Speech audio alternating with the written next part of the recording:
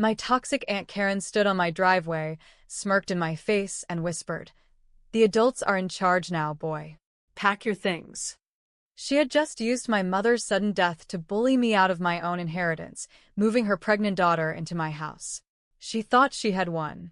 What she didn't know was that I had just found a hidden safe in my mom's closet.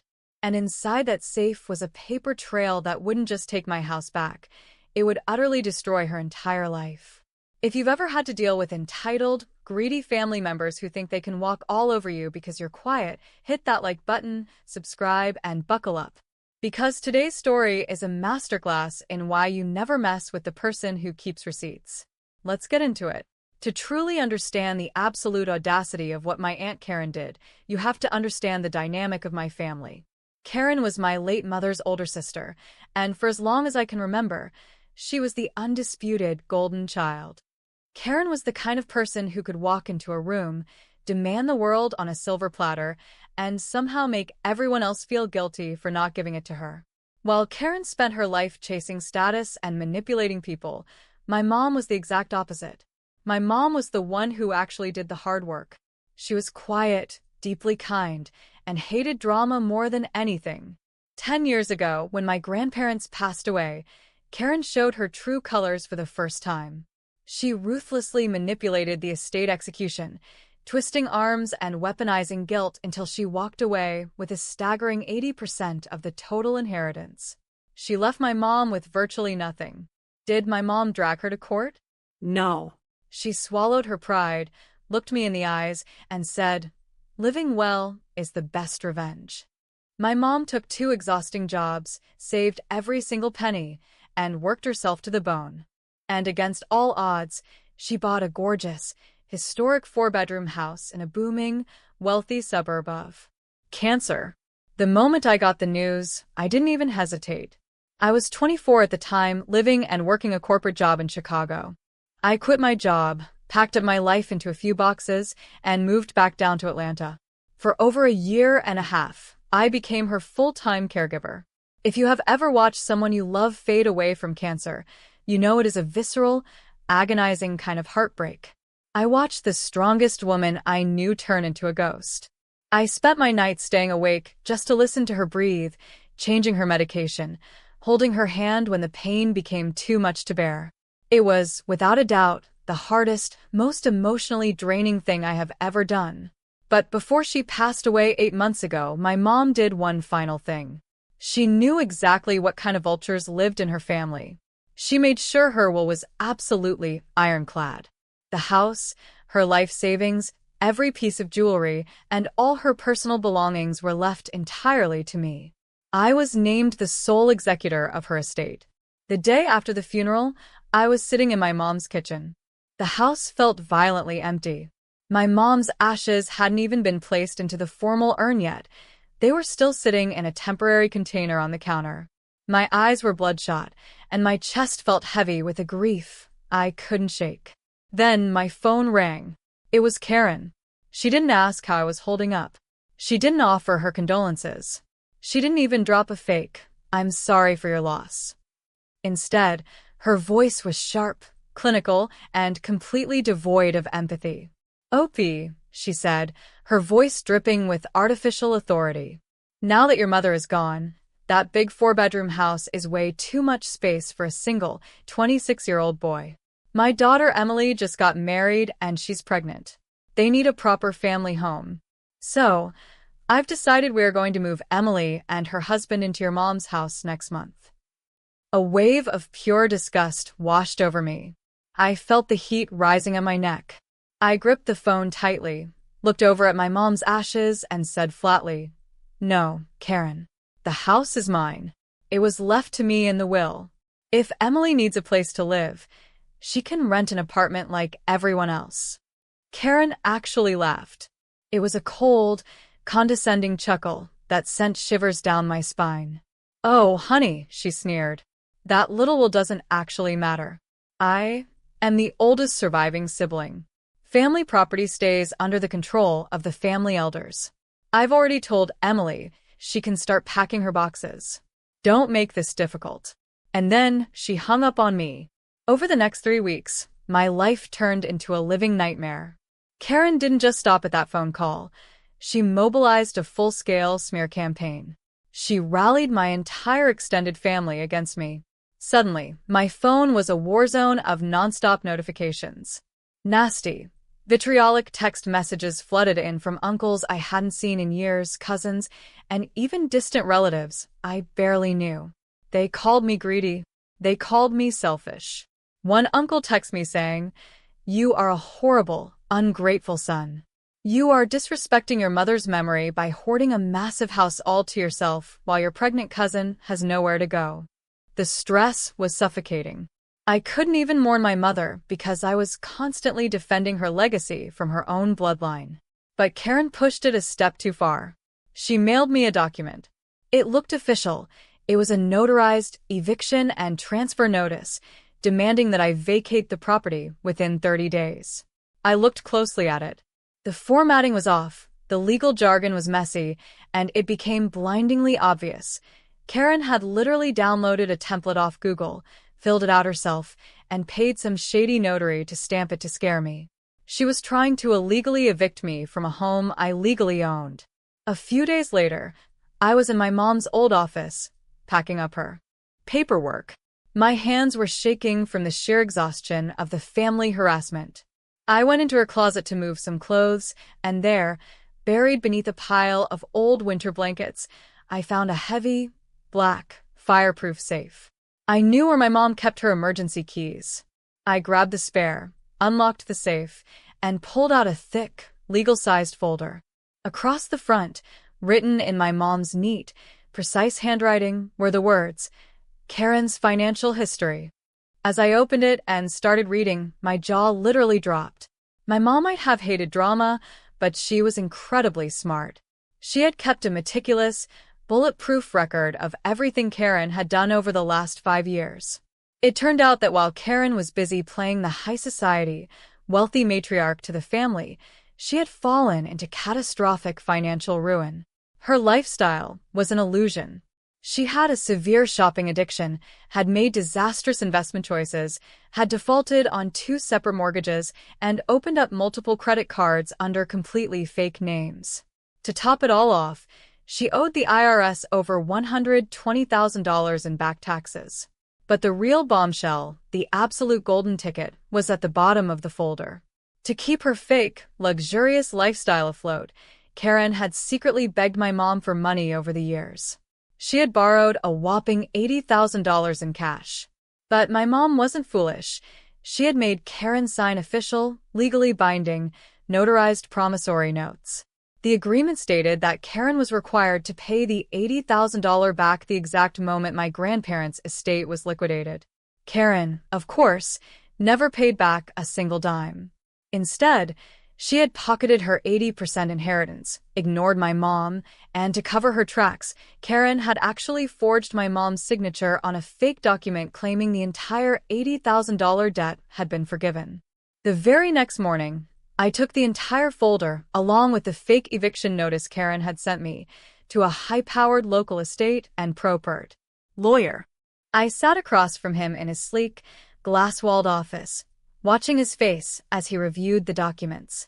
When he reached the original promissory notes, compared them to the forged forgiveness document, and then looked at Karen's fake eviction notice, a slow, deeply unsettling, cruel smile spread across his face. He leaned back in his leather chair, looked at me over his glasses, and said, "Your aunt thinks she is playing a casual game of checkers. But with these forgeries and unpaid debts, she just handed us a loaded, double-barreled shotgun. So, Opie, let me ask you a question. Do you want to play nice, or do you want to absolutely end her?" I looked down at the lock screen on my phone, a picture of my mom smiling in her garden before she got sick. I felt a cold, hard wave of resolve settle deep in my chest. I looked back up at the lawyer and said, "Let's end her." We didn't just file a lawsuit immediately. No, a predator like Karen required a beautifully orchestrated trap. My lawyer and I spent the next week laying the groundwork, and step 1 required me to play the victim. A few days later, Karen called me again to scream about her 30-day eviction notice. This time, I completely changed my tone. I let my voice crack. I squeezed out a few fake tears, sounding utterly broken and defeated. "Fine, Karen," I sobbed into the receiver.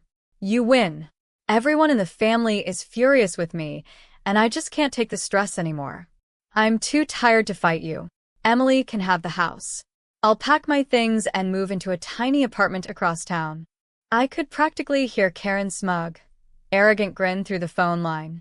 But I added quickly, "I have one condition. I don't want to sign over the formal deed transfer until next year because of massive tax penalties. So, Emily can just move in as a tenant for now, and we'll handle the official legal paperwork later." Karen was absolutely ecstatic. She was so blinded by her own greed and triumph that she didn't suspect a thing.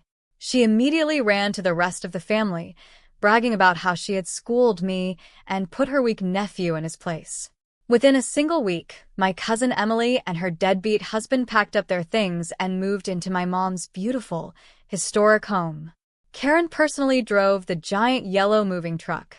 She stood on the front porch, arms crossed, smirking down at me as I loaded the very last of my personal boxes into the trunk of my car. As I walked past her, Karen leaned in close and whispered, "You did the right thing, boy. The adults are finally in charge now." I just nodded, got into my car, and drove away. Because what Karen didn't realize was that during that week, she had walked directly into the slaughterhouse. First, my lawyer had officially registered the $80,000 promissory notes as active corporate and personal debts against Karen's LLC and her personal credit profile. Second, because Emily was moving into the house, I insisted that she sign a standard, legally binding Georgia residential lease agreement just for insurance purposes. Karen, wanting to flex her financial muscles, proudly signed the lease as a guarantor, meaning she was legally, financially responsible for anything that happened. But my lawyer had hidden a brutal, hyper-specific clause deep within the fine print of that lease. It stated, "Any legal disputes, structural damages, or financial liens brought upon the property due to the tenants or the guarantor would result in the immediate asset liquidation of the guarantor's secondary properties to cover the damages." Karen signed it without reading a single word. I waited exactly 2 months. During those 2 months, Emily and her deadbeat husband lived like absolute royalty in my mother's home. They threw loud, raucous parties every weekend. They posted endless photos on Instagram, posing by the historic fireplace, with captions like, "Our new mansion. Thanks, Mom. #blessed." To make matters worse, they completely ignored the lease agreement and hadn't paid a single dollar of the utility fees. They thought they were untouchable. On a bright, crisp Tuesday morning, the trap snapped shut. First, my lawyer filed a formal, massive lawsuit against Karen for the $80,000 unpaid debt. But with 5 years of compounded interest added on, that total skyrocketed to $114,000. Because we possessed the original, unforgiven notes and undeniable proof of her forged signature, the judge immediately granted a motion for an immediate asset garnishment. But here is the beautiful part.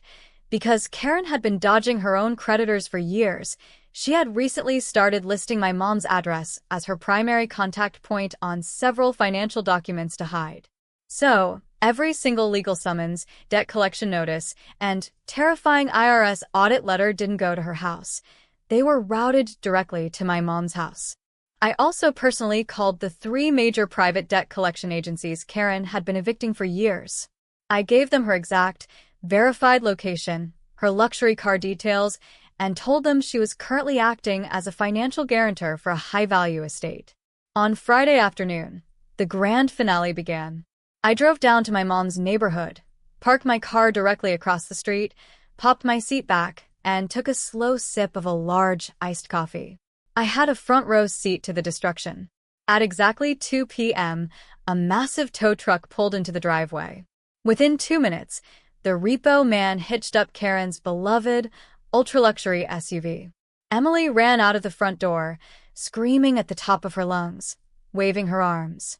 The repo man didn't even blink. He just handed her a piece of paper, jumped back into his truck, and drove off with her car. At 3:30 p.m., the heat dialed up. Two stern-faced process servers and an official IRS agent marched up the walkway and knocked heavily on The door. They served a heavily pregnant Emily with federal tax lien subpoenas meant for Karen, coldly informing her that all assets associated with their family network were now under active federal investigation for fraud. By 4 p.m., Karen pulled up in a panicked, screeching halt in a rented car. She was sweating through her clothes, violently screaming at Emily's husband on the front lawn. And right on cue, that's when my lawyer arrived, flanked by two local uniformed sheriff deputies. My lawyer walked right past the screaming family and handed Karen an immediate eviction notice. Because Emily and Karen had violated the strict lease terms by bringing federal tax liens and police presence onto the property within the first 90 days, the lease was legally void. They were ordered to pack whatever they could carry and vacate the property within 48 hours. Suddenly, Karen caught sight of me. She saw me sitting quietly in my car across the street, holding my iced coffee. Her face turned a violent, unnatural shade of purple. The veins in her neck looked like they were about to pop out of her skin. She sprinted across the asphalt, threw herself against my car, and began violently pounding on the driver's side glass, shrieking like a maniac. Karen screaming, voice breaking. "You coward! You tripped us! This is illegal! You ruined Emily's life! She is pregnant! Where the hell are we supposed to go?" I didn't flinch. I didn't get angry.